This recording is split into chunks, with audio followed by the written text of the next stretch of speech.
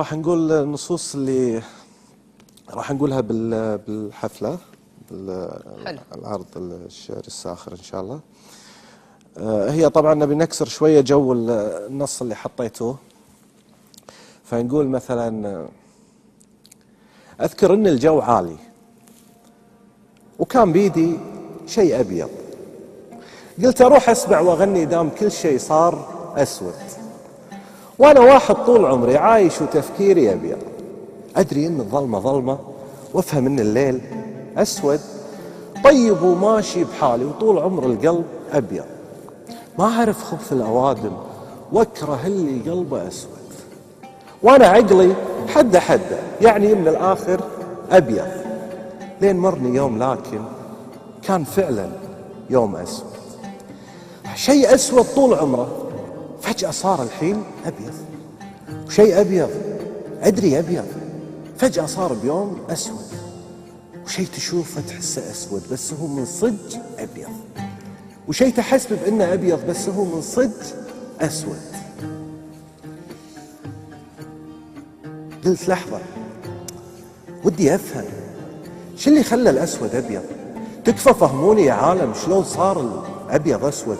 وي واحد يقول يا أخي هذا أبيض، شوف أبيض، وأنا طالع أقول يا أخي والله عرفه هذا أسود، وأقعد أفتح الجرايد يكتبون الأسود أبيض، أفتح تويتر وطالع يكتبون الأبيض أسود، فجأة صرت إنسان ضايع ما أعرف الأسود والأبيض، واختبص كل شيء عندي، اختبص الأبيض بالأسود، وصار أي واحد يقول لي هذا أبيض أقول أبيض، ولو يرد يقول أسود أقول والله يمكن أسود. والله يرحم أبوي اللي عاش أبيض ومات أبيض، كان يقول لي لا تتلون ولا تعيش في يوم أسود. جميل، يعطيك العافية. يعني كلمات جميلة وتلمح إلى شيء، إلى أشياء مش شيء. أي يعني في ساعات تشوف أشخاص يعني أنت تدري أن هم مثلا سيئين، بس تشوف يعني دعاية إعلانية كبيرة عنهم تقول لك أن هذول الناس زينين فأنت يصير عندك ردة فعل يعني من التناقض الموجود في هذه الحياة يمكن. أي، وبعدين يعني تكتشف يعني من الأحداث اللي قاعدة تصير سواء اللي هني ولا اللي برا، وأنك أنت قاعد كذي حاسس أنك فاهم، بعدين يجي شيء كذي يحسسك أنك أنت لا للحين مو فاهم يعني، فأنت يعني تشوف المشهد من زاوية وبعدين تكتشف أنه عفسة يعني. احنا نتمنى أيامك كلها بيض صراحة يعني أستاذ سامي، مع أن لك علاقة جدا كبيرة وقريبة مع البحر واليأس للأسف. لا إن شاء الله مو يأس. البحر يعني هو في نص يقول: أي بحر يا عمي اللي تنشغل فيه وتتذكر، أي بحر تسألني عنه كل شيء فينا تغير، ودي لو ترجع دقيقة تشوف وتسأل وش تبدل في وطننا وش تغير. الجرايد صارت كثيرة في بلدنا بس صار الكذب أكثر، والمدارس صارت كثيرة في بلدنا بس صار الجهل أكثر، والمحاكم صارت كثيرة في بلدنا بس صار الظلم أكثر، والمخافر صارت كثيرة في بلدنا بس صار الخوف أكثر. اهدروا دم الأصالة، غيروا شكل الشواطئ، صارت الأضواء تلمع لسخافة كل واطي، اتركونا وإحنا ننزف وما وقف فينا النزيف، ما بقى بهالديرة ساحل ترتفع أصوات موجة وتنكسر على السيف. الوطن يا عمي أصبح شيء مخيف، صار واحدنا يمل، كثر المتاعب كدست فينا حمل، من الكلام اللي نسمعه، من المعاني اللي تزيف واختلالات الجمل، يكذبون كلهم يكذبون، كلهم يكذبون ما عدا البعض، لكن ذنب هذا البعض أكبر، لأن فيهم ناس تفهم، ناس تقدر، ناس تدري شو اللي حاصل وتدري إن الجاي أخطر، ومع هذا يعتليهم خوف مرة وألف مرة يسكتون. صار واحدنا يخاف بسبب وبلا سبب، اكثرت فينا الهموم وما بقى إلا التعب، نظرة مليانة شقا، نظرة مليانة غضب، من غدر سمم خطانا في سجلات التلافي يحتسب، من جرائم ترتكب. نظرة من عيون خاين فرق الناس وبعدها صرنا أطياف ونخب. نظرة من عيون سافل يهتف باسم الوقاحة يطلب إلغاء الأدب. نظرة من عين التعصب حولوا روح التسامح للتعسف والشغب. نظرة من سيف العدالة ما قوى روس الأفاعي راح يدور على الذنب. نظرة فيها الصدق ضايع الوطن يبقى أغاني مدرسية وفوق لزقات الطوابع والعطا لجله صعب. نظرة من وحدة بلدنا ينهدم كل يوم فيها كبريائك يا شعب. جميل جميل، يعني شيء مؤلم لكن إحساس صادق أيضا كقصيدة الأم اللي سمعناها. مآسي كثيرة أنا لاحظت في هذه القصيدة، حاولت تفرشها يعني على ظهر هذه القصيدة. شو اللي يجرحك اليوم في الوطن؟ والله يمكن شوفي أنا من مواليد السبعينات، يعني مواليد السبعينات شاركوني طبعا يعني وعينا على الدنيا، شفنا أن التميز موجود في كل نواحي البلد. تبي بالصناعة، تبي بالرياضة، بالمسرح، بالفن، يعني بكل شيء كانت البلد يعني هي رقم واحد بكل شيء. فخلاص صارت هذه الفكرة اللي موجودة عندنا اليوم، احنا نشوف نفسنا متأخرين. يعني تتفقين معي ان احنا مثلا عندنا مشاكل وايد، بالرياضة عندنا مشاكل، صحيح. بالصحة عندنا مشاكل، بالإسكان عندنا مشاكل كذا. يعني أنا ما أدري صراحة، أنا مو سياسي، يعني أنا أكتب حبا في وطني، حبا في ديرتي، لكن أنا ما أفهم بالسياسة وايد. لكن أنا أتوقع إن في شخص مسؤول هو اللي المفروض يقعد ويعني يخطط ويحط رؤية حق البلد يحل المشاكل هذه اللي قاعدة. أنا ما أعرف الشخص هذا منو يعني، صح. بس أنا عندي مشكلة معاه لأنه هو قاعد يخرب ديرتي. يعني أول شيء هذا شخص متقاعس. ليش؟ لأنه هو أكيد يعني قاعد ياخذ معاش، أكيد معاش وايد بعد يعني، وأكيد عنده مكتب وسكرتارية وكذا، ما قاعد يحل المشاكل. طيب يعني المشاكل موجودة وقاعد تتفاقم، صح؟ المشكلة مثلا البدون موجودة من زمان وقاعد تزيد، مشكلة المرور، مشكلة الإسكان، مشكلة صحيح. الرياضة، مشكلة الصحة. طيب يعني عادي يعني يخلص مثلا ويروح ينام، ولا في مشكلة صايرة. يعني الواحد الحين مثلا لو يكون عنده بيت، مثلا لو تجين البيت تلاقين مثلا ليتات اوكي والمصافط والباب ومش عارف ايش، اموري طيبه، معناته ان انا مهتم بالبيت. اما لما يكون العكس، صافط وفي مشكله بالكهرباء ومشكله، معناتها ان في خلل موجود. فانا يحز بخاطري والله العظيم، انا يعني الكلام اللي قاعد اقوله طالع من داخل، يعني يحز بخاطري لما اشوف مثلا، مع كل تقديرنا واحترامنا حق اهل ظبي نحبهم وعلى العين والراس، بس انا يعني في غيره.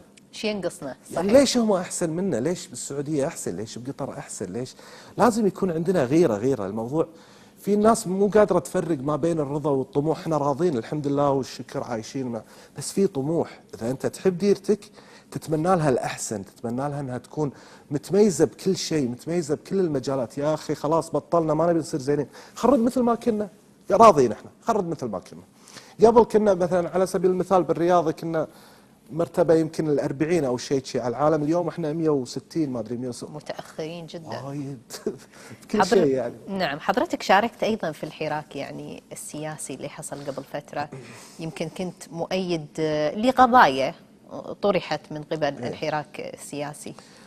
شوفي أنا ما كنت، أنا دائما أتكلم على أفكار. يعني أنا أحاول إني أنا أقول يعني إن ما عندي مشكلة مع الأشخاص، ما عندي مشكلة مع الأحداث اللي قاعد تصير، أنا مشكلتي مع الأفكار. أنا أطرح أفكار.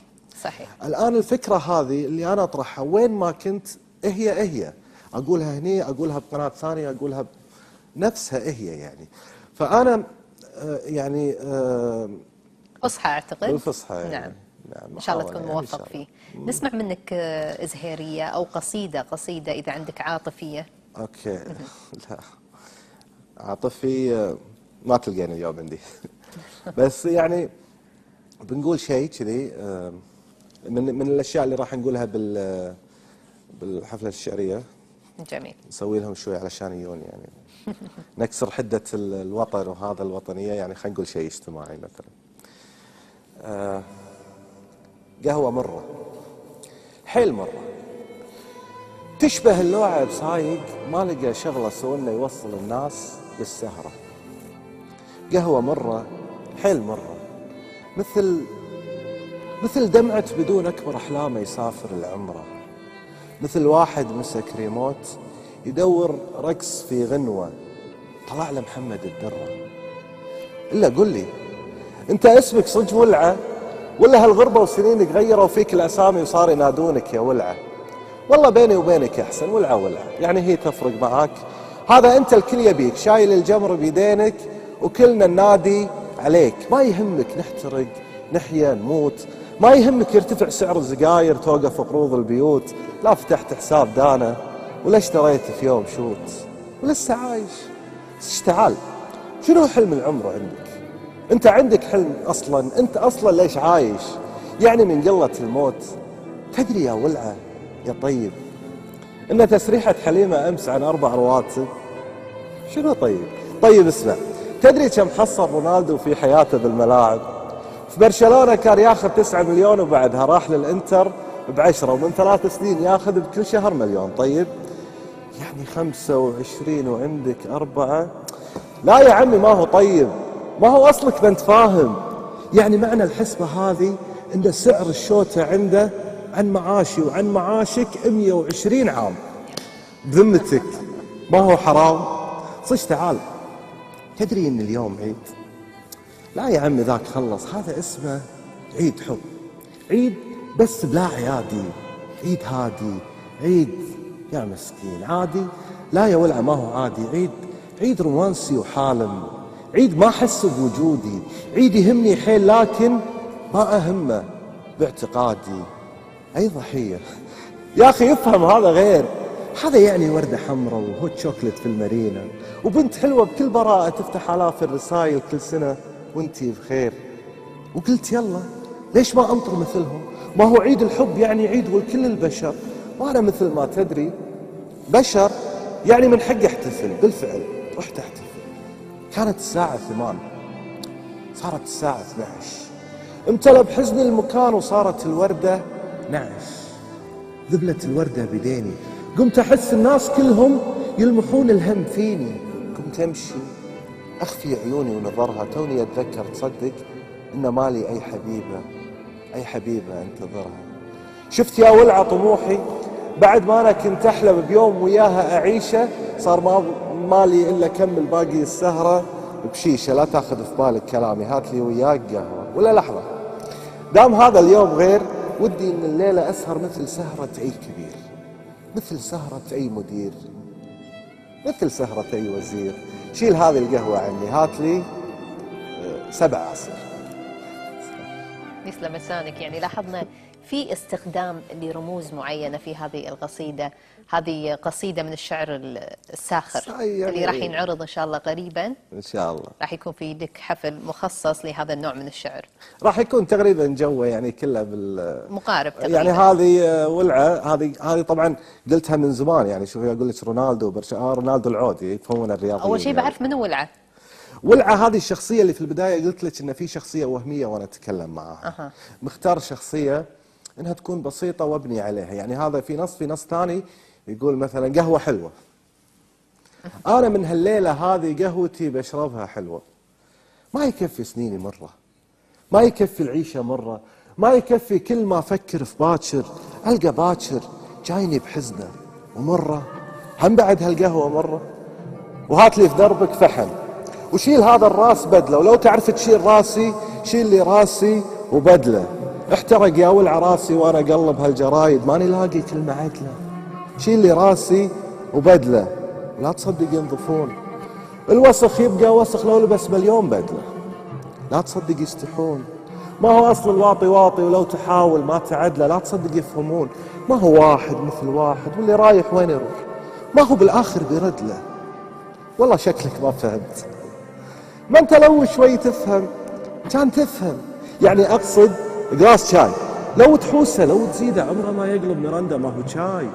يعني لا يعني لو عندك يا اخي افهم ما يصير. يعني لو عندك بطاط تنثره بوسط الحديقه تنطره ينبت فراوله ما يصير.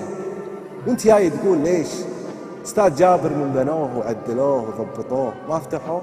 يا اخي سهله، من سنه المفتاح ضايع، دوروه دوروه دوروه ما لكم. يا سلام، يبي لك تركش كوفي وسويت بعد هذا الفاصل. فاصل مشاهدينا. يا سارة وينك يا سارة؟ هالعيشة صارت بخسارة. قلتي لي باكر تبتحلى وتدور الدنيا دوارة. يا سارة وينك يا سارة؟ هالعيشة صارت بخسارة، وكل ما عشنا أكثر تكثر دقات القلب وأمراره. وبس الجيب اللي يفلس، حتى قلوب الناس تفلس. تلقى الواحد تالي عمره ويدور على الحب دواره. كم واحد قاعد ويانا وتشوف تحسبه متهني، وهو متلطش بالدنيا وغرقان بهمه وأفكاره. وأنا من الصوبين منتف، يعني منتف بالصوبين، وإحساس اللي بقلبي وقف يمكن من قبل 2000. ولو قصدك حساب الدانة ما فيه إلا هال50، حاجزهم من 7 سنين. يمكن هالدنيا تضحك لي مرة واربح لي سيارة، أو يمكن حظي يسويها واربح لي منهم مليون. طيب ماشي مو مليون، راضي لو 1500 واسدد حق الديانة، وكل سحبة تلاقيني واقف يم الباب ادور اسمي.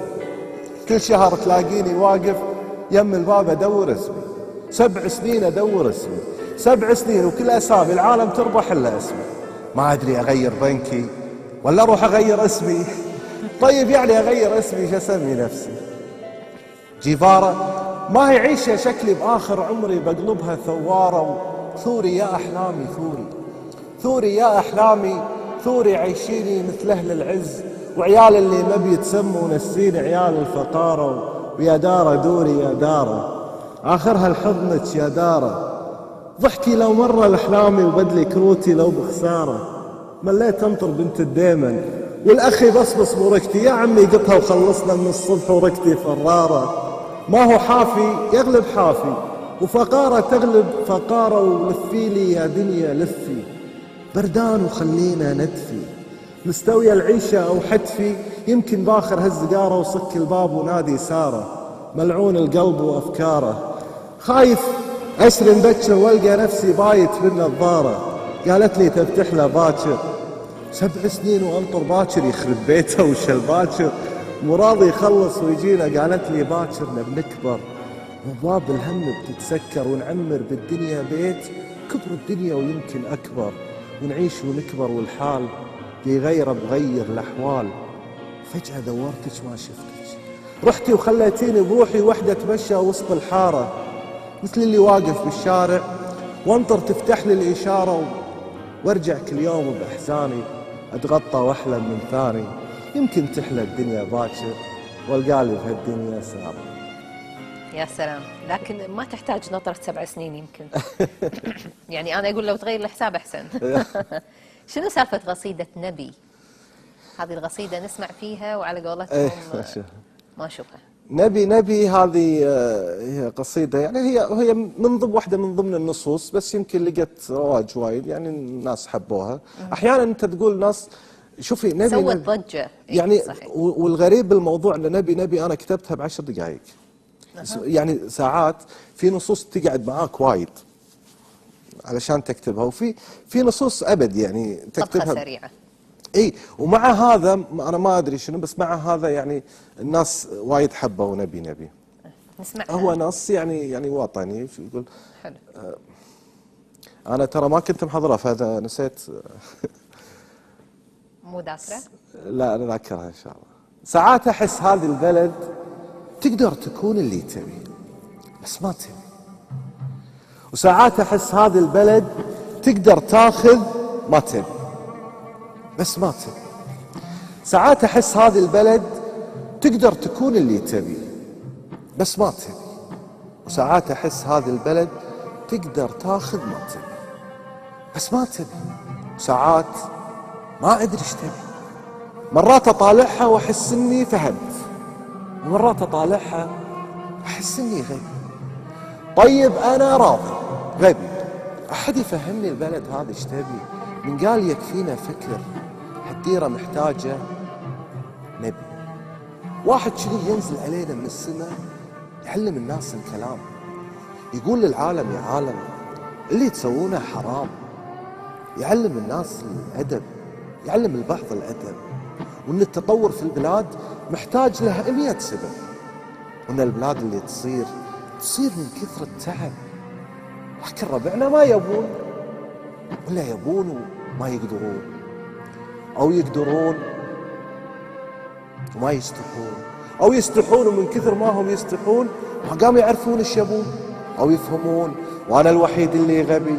طيب أنا ماشي غبي، أحد يفهمني البلد هذه ايش تبي؟ من قال يكفينا فكر، الديرة محتاجة نبي. يا سلام، يعني في مغزى كبير من هذه القصيدة، واعتقد مفهوم ما ادري يعني واضح. انا يمكن ابي اقول يعني هو طبعا الشعر حمال اوجه، يعني كل واحد ممكن يفهمها بالطريقه، يفسرها بالطريقة اللي يبيها. صحيح. يعني انا ابي اقول ان احنا عندنا يعني مشكله ما ادري، مشكله اخلاقيه بالدرجه الاولى، يعني ممكن تكون مشكله اخلاقيه بالدرجه الاولى. إن شاء الله الحال يتعدل الله. على كل الأحوال. إيه. نبي نسألك عن الساحة الشعبية، أنت أكيد متابع لها، الساحة الشعبية الشعرية، وهل صحيح في ما يسمى بالشعر الشبابي؟ يعني انا للاسف ماني متابع حق الساحه الشعبيه يعني بشكل يعني كبير. اوكي انا تابع، مع أنك يعني شاعر محسوب يعني الساحة. ممكن اتابع مسرح اكثر، اتابع الافلام، اتابع، لان انا نظرتي يمكن حق الشعر تختلف شويه.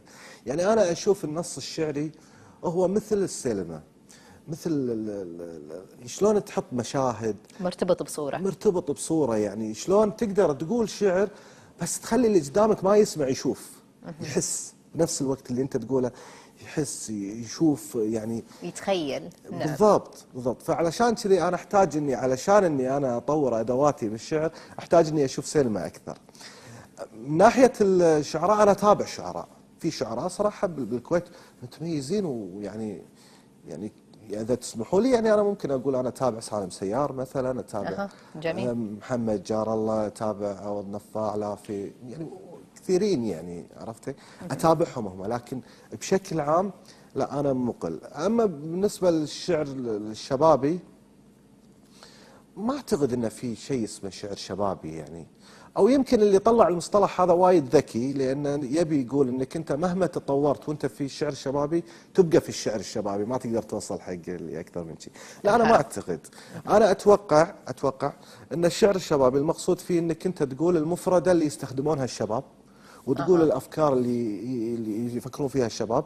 اذا كان هذا المفهوم صحيح معناته انه هو هذا الشعر، لانك انت لازم تحاكي الناس يعني. صح، الكل وبلغة سلسة مثل ما يقولون. بالضبط. يعطيك العافية شاعر متميز سامي الأنصاري، شكراً. استمتعنا بصراحة بدون أي مجاملة بالقصائد اللي سمعناها منك. نعم. وإن شاء الله نتمنى لك التوفيق في الحفل الشعري اللي راح يقام إن شاء الله قريبا. إن شاء الله.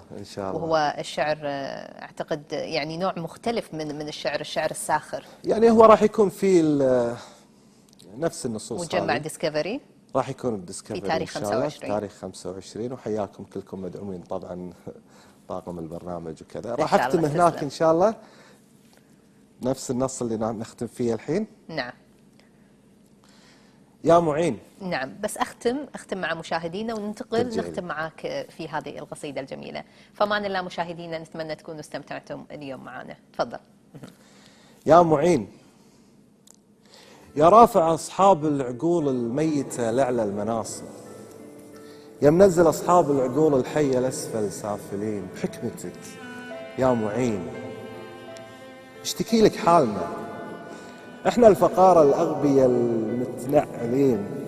يا رافع غيوم السحاب بلا عمد، جينا لها كمالة عدد وعشنا لها كمالة عدد، وبالروح كمالة عدد. يا رب يا عاطي، يا إله الغيم والنفط والشواطئ اللي معاهم ما بقى فيها شواطئ، يا مثبت أركان المكان في زمان وكثروا فيه القواطي.